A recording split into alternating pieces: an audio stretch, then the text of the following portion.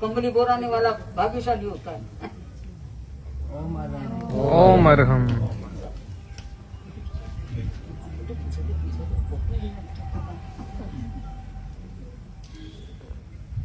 वंदना परम पूज्या संघ प्रवर्तनी साध्वी श्री जी के चरणों में वंदना। उपस्थित बसंत पंचमी से लेकर ये एकादशी तक ये सप्ताह हमारे आश्रम के लिए कुछ विशेष महत्वपूर्ण है। बसंत पंचमी के दिन परम पूज्य महास्तवीर धनमुनि जी महाराज का आशीर्वाद लेकर गुरुदेव ने पंजाब से प्रस्थान किया और अगली बसंत पंचमी के दिन ही आश्रम का उद्घाटन हुआ, 1 साल बाद।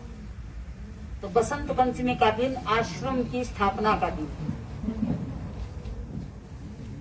माघ शुक्ला षष्ठी छठ का दिन पूज्य महास्तवीर मुनीश्वर जी की पुण्यतिथि है। हमें यहाँ आए 1 वर्ष पूरा हुआ बसंत पंचमी के दिन और अगले दिन छठ के दिन पूज्य महास्तवीर मुनीश्वर जी का महाप्रयाण हो गया। तो छठ का दिन उनकी पुण्यतिथि है, उनके स्मरण की दृष्टि से विशेष दिन है। और ये 11 के दिन यहाँ प्रभु पार्श्वनाथ विराजमान थे। इस दृष्टि से इस पूरे क्षेत्र के लिए ये महत्वपूर्ण है। जहाँ तीर्थंकरों की स्थापना हो जाती है, तीर्थंकर प्रभु विराजमान हो जाते हैं, वह स्थान अपने आप में अद्भुत ऊर्जा से संबंधित हो जाता है। आप कभी इसे इस दृष्टि से अनुभव करें। आप चारों तरफ घूम लीजिए, आपके मन में द्वंद्व चल रहे हैं, बहुत सारी बातें चल रही हैं। परमात्मा के सामने आकर 5 मिनट बैठेंगे, सारा उफान शांत हो जाएगा, मन शांत हो जाएगा। समस्या है भी, ये भी आप 1 मिनट के लिए भूल जाएंगे। आप ये न समझें, हमारे 4 निक्षेप हैं, नाम, स्थापना, द्रव्य और भाव।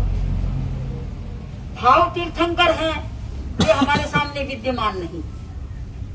द्रव्य तीर्थंकर के रूप में हो सकता है कोई आत्मा यहाँ हो जो भविष्य में तीर्थंकर बनने वाली हो, लेकिन तीर्थंकर का नाम और तीर्थंकर की स्थापना 2 चीजें हमारे सामने।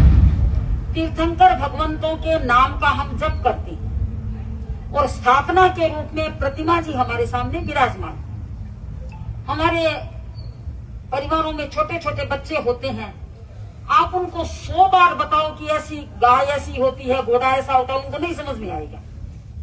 और गाय की फोटो दिखाओ, ये देखो ये गाय है, बच्चा जो ही गाय को वहां से निकलते देखेगा ये गाय है, ये घोड़ा है, ये हाथी है, तुरंत पहचान जाएगा।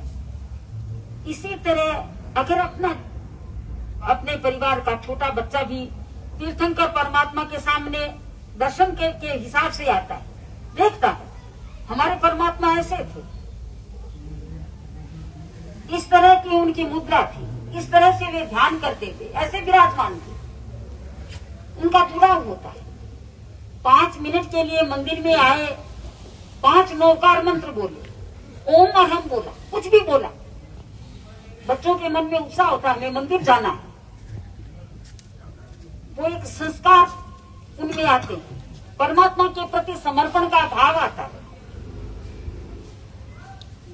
ध्वजा लगाते हैं आप मंदिर। हर आस्तिक व्यक्ति के कोई न कोई इष्ट होता है और हर आदमी के मन में होता है कि मेरा जो इष्ट हो, सबके मन में उसके प्रति अच्छी भावना हो, सबके मन में उसके प्रति पूज्य भावना हो।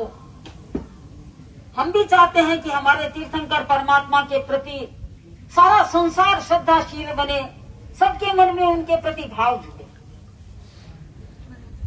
और जिनकी उत्कृष्ट श्रद्धा हो, वे सोचते हैं कि तीनों लोकों में हम परमात्मा के नाम को गुंजायमान करें, तीनों लोकों में परमात्मा का नाम हम अपनी तरफ से फैलाएं। हमारी योग्यता नहीं है, क्षमता नहीं है, वे तो स्वयं अनंत शक्ति संपन्न है, हम उनका नाम न भी फैलाएं फिर भी फैलता है।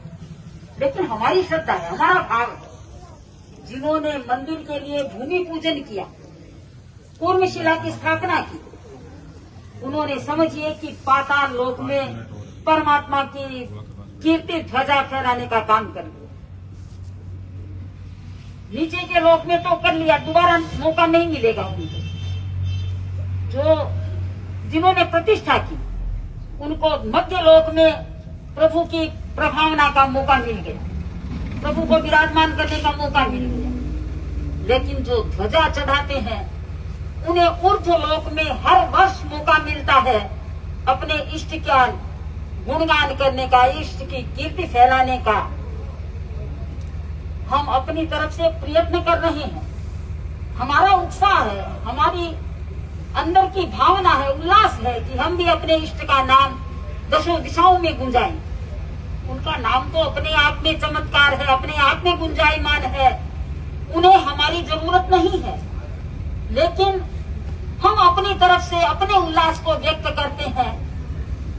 इस दृष्टि से हर वर्ष जिस दिन मंदिर की प्रतिष्ठा होती है, उसी दिन यहाँ नई ध्वजा लगाई जाती है। हर मंदिर में, यहाँ नहीं, हर मंदिर में। मंदिर चाहे छोटा है चाहे बड़ा है, जिस दिन प्रतिष्ठा हुई है उस दिन वहाँ नई ध्वजा लगाई जाती है। और उसका कारण यही है कि सबके मन में एक बार फिर से उत्साह जाग जाए, सबके अंदर का उल्लास जाग जाए। जो 12 महीने मंदिर नहीं भी आते हैं, कम से कम ध्वजा के दिन आए, उस दिन तो भगवान का जयकारा बोला, भाव से बोला, और पता नहीं वो भाव कहाँ के कहाँ ले जाते हैं, कहाँ तिराने वाले हो जाते हैं। आप ये न सोचें कि मंदिर में जाने से क्या होता है। आप जाके देखिए, बैठ के देखिए आप अंदर। जो बाहर नहीं होता है वो अंदर होगा, निश्चित रूप से होगा। सारा भार दिमाग का हल्का हो जाएगा। जो उलझने अंदर भरी हुई है, कुछ देर के लिए निकल जाएगी।